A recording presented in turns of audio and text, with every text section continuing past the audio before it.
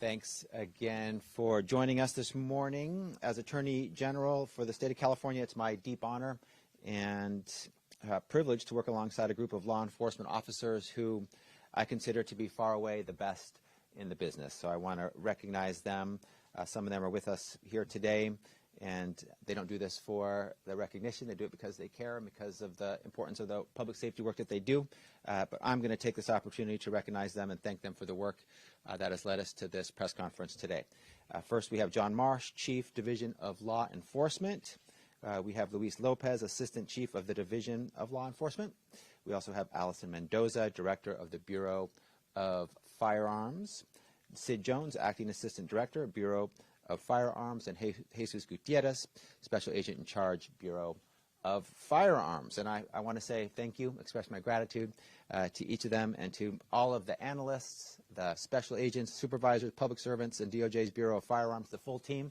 It takes a team to get it done and to deliver to the people of the state. And so I want to say thank you to them, and also thank you to the local law enforcement officers across the state who are our partners in this work. We never do anything exclusively alone. We work with partners whenever we can and wherever we can, and this is no exception here.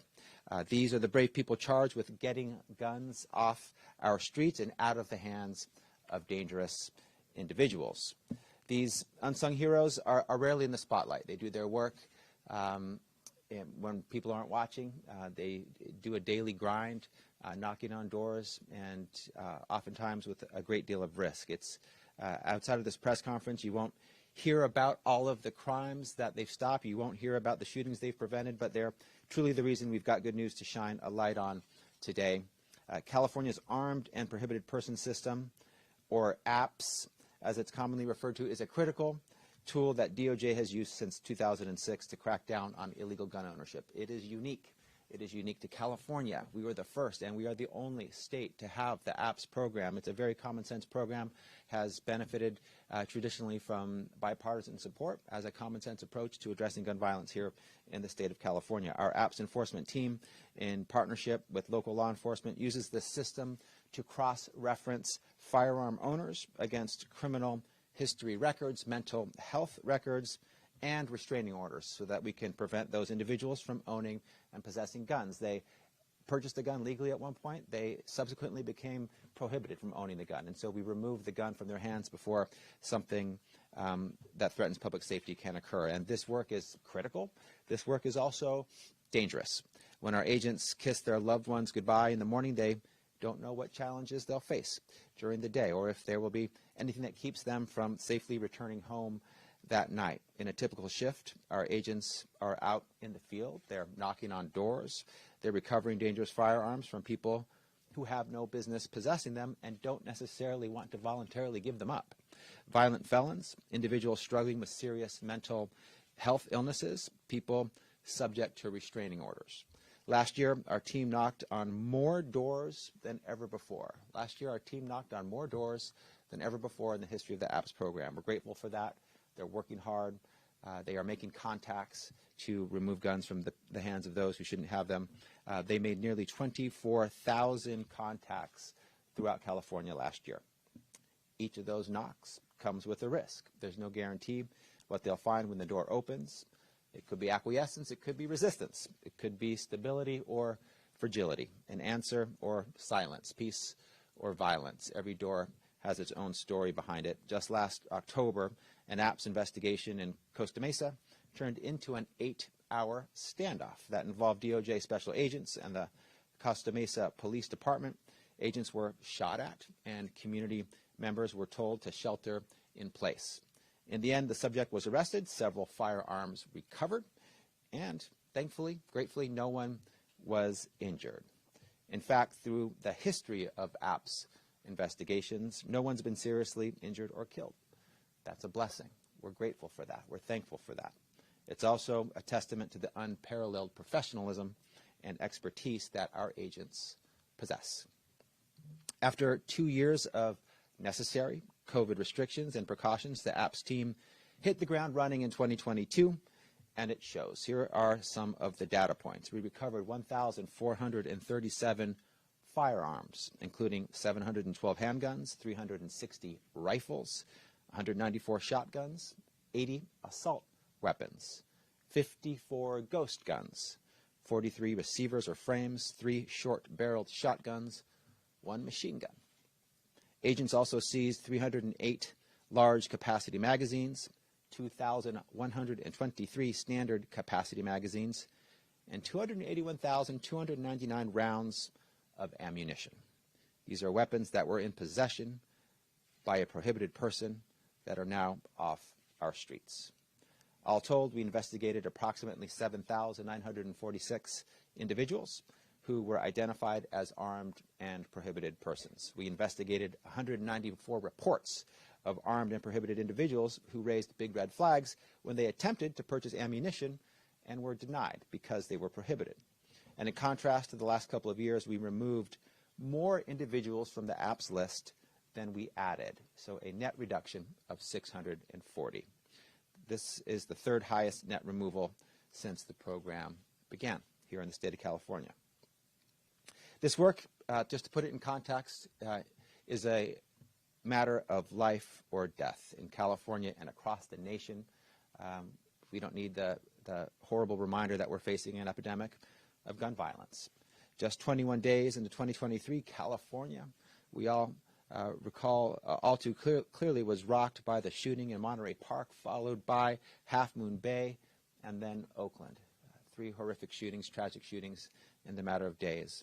Just this year alone, more than 10,000 people in the U.S. have died as a result of gun violence. More than 400 were children and teens. It's only April, mind you, of this year. Every day, 120 Americans are killed with guns, and more than 200 are shot and wounded. If you're a human being, the way that feels is it's infuriating, it's sickening, and we also know it's unacceptable. It has to stop. Thoughts and prayers are not enough. We need transformational change. We need action. That's why this groundbreaking program is so vital. And that's why we're not taking our foot off the gas. While this report is a success story, there are still guns in the wrong hands. That means there's more work to do. The DOJ is committed to supporting the APPS team and committed to making this program even stronger. And we make recommendations in our APPS report about ways to make our efforts more effective, more efficient, more impactful. One way we could do that is by ensuring probation departments and law enforcement have the funding they need to remove firearms from an individual as soon as they're convicted. We commonly, colloquially refer to that as relinquishment. So at the moment of disqualification, of being prohibited, you remove the firearm as opposed to having that individual go onto the list and have a contact at their home at a later date. The less time an individual who is prohibited has a firearm accessible to them, the safer our streets, the safer Californians are. So that's the safest and most efficient option. The legislature recognized that and allocated $40 million in the 2022 budget to support this process. That money is just getting out the door, and we'll be able to see its impact in the coming months. We need to continue funding our partners in the courts so they can prevent people from being added to the APPS caseload in the first place. That's a recommendation that we find to be common sense and to have enormous potential. We should also develop and fund a new system that automatically flags individuals served with a restraining order, allowing local law enforcement to confiscate their firearms immediately. Same idea as those who are convicted, but it applies to those who are the recipients of a restraining order. Remove the gun as soon as you can. The less time they have the gun, the less opportunity for public safety to be put at risk.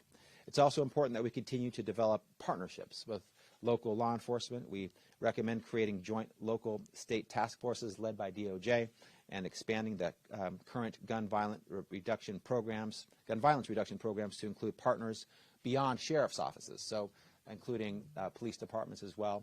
Other law enforcement agencies who want to do this work, who can assist us in this work, can be force multipliers in getting more guns off the streets from those who are prohibited from having them. As far as the APPS database goes, we're in the process of modernizing it and plan to continue this project in partnership with the Department of Technology. We're on a multi-year process to get it fully modernized. Having access to better data, better technology will allow us to better do our job and do it more efficiently. Finally, there's more we could do to ensure we're recruiting the best of the best. and keeping them on the team, retaining them once they're here. That includes offering competitive compensation.